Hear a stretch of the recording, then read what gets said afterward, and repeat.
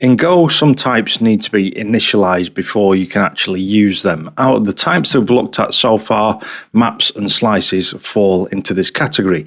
So while you can declare them using the var keyword, they're not actually usable until they've been initialized. And we have a function which can help us with that, and it's called the make function. And so the make function, you can use it to declare and initialize your slices and maps in one step, and it will create the underlying data structures for you. So let's have a look at make in this one. Right, let's have an example. So first of all, what I'm going to do is I'm going to make a slice of integers. And so the make function looks like this. The first argument we need is the type. So this is going to be a slice of integers. So slice of integers. The next argument will be the size, i.e. how many actual integers will this slice hold? And we will say 3. Now you can provide another for slices, so the make function behaves differently depending on what type you are actually creating, and so it will work for slices, maps, and also channels which we've not touched yet. For slices, we can provide another integer, and that will be the capacity. It has to be greater than the size, and basically here you're saying what is the maximum size, what is the capacity. If you don't provide that, then the capacity will default to the size.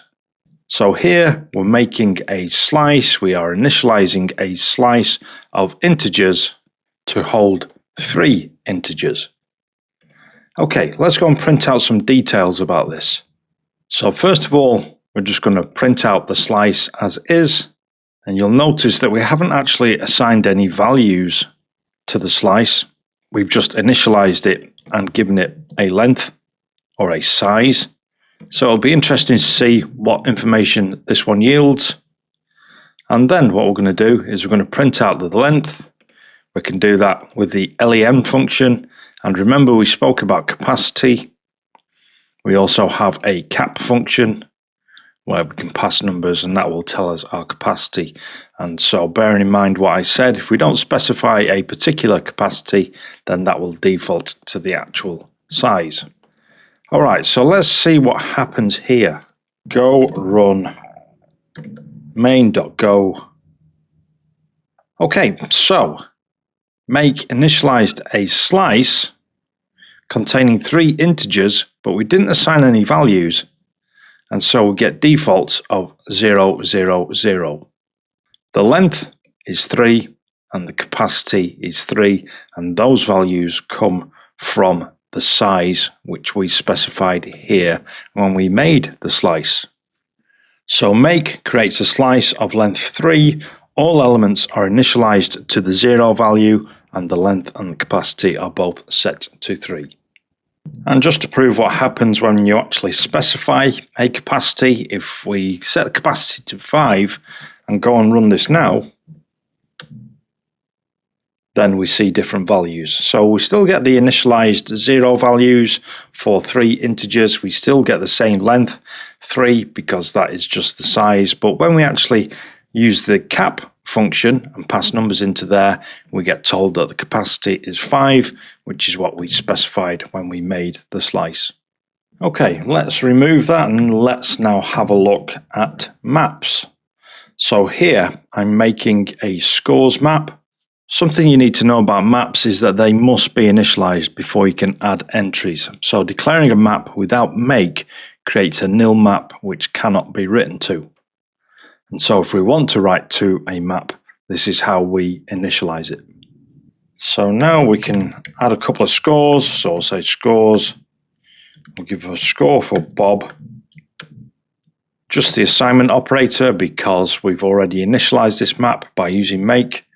So Bob 7, and then we'll have Alice also. Alice 3. Let's go and have a look at this. So we'll print line scores. We expect to see those scores in map format. So it's telling us we have a map. Alice has 3. Notice how they've come out in a different order in which we actually created those scores. So we did Bob first and we did Alice. but they've been rearranged. They're in alphabetical order now, it appears. Alice 3, Bob 7. And again, this is one of those lessons which contain a little bit of extra explanation here on make versus var. So it's important to understand the difference between declaring a variable and creating it. So if we create them or if we declare them like so using var, then both of these are nil values and you can't safely use them until you call make. So using var creates nil values. That will cause a panic if you try to use them. Make creates properly initialized values that are safe to use immediately. So have a little play around, have an experiment, try creating these things using var here. So instead of using make, try and create scores using var and then try and assign values to them, see what happens, see what the difference is. Okay, time for a challenge. This is more just a bit of experimentation for you to get a feel for things here. So write a program that creates a slice of strings with a length 2 and a capacity 4 using make. So when I say length 2 there, the technical name for this when you're using make is size. And then add 2 names to the slice using the first 2 positions, names 0 and names 1. And then use the append function to append 2 more names to the slice. After that, create a map from string to int using make and add 2 entries, print the slice, its length, its capacity, and also print the map. So again, this is just a little bit of experimentation for you, just to get a feel for this. Pause me now, give that a go. Okay, so we'll do the slice first. This is going to be names, so it is a slice of strings. Then we want to append 2 names. We want to assign names at certain positions. So we'll say names 0 equals Alice, and then we'll say names 1 is Bob. And then we want to append to the slice. Can you remember how we did that? So append actually returns a value. So we'll say names equals append. The first thing or the first argument will be the actual slice. So that is names. And then the elements. So we're appending strings. So here we'll say John. And we say Sarah. And it did say print this out at the end, but I think we'll just print this out now actually. Best to just keep an eye on what's happening with the code that you've just written. And the challenge said print the actual slice, print the length, and print the capacity. So print line names, print line length using len names, and print line capacity using the cap function and also passing in names. What do you expect to see here? In fact, we'll talk about what we expect to see here. So we initialize this with a length of 2. Then we added 2 elements, but then we appended 2 more. And so this could be quite interesting. What will happen to length here? What value are you expecting to see? Because we started with a size of 2, but then we've added 4 elements. So this is going to be interesting. Capacity, we set this to 4 and we've added 4 elements or 4 items. So I'm expecting to see 4 for that. Let's go and see what we see here. Go run main.go. Okay, so for the slice, for names, we get Alice, Bob, John, Sarah. For the length, we get 4. And for capacity, we got 4. So I was expecting 4 for capacity, no problem. But the length is different than what we actually initialized this slice as using the make function. So what's happened? So here's an explanation. The slice was created with length 2 and a capacity of 4. And then 2 names were added at positions 0 and 1. When 2 more names were appended using append, the original slice's length was updated from 2 to 4. Now, since the capacity was 4, there was enough room to hold all 4 names, so append modified the original slice in place rather than creating a new one. If the capacity had been less than 4 when we tried to append those 2 names, then we would have needed to create a new slice, or a new slice would have been created for us. Because we were within capacity, then we can just expand or modify the original slice.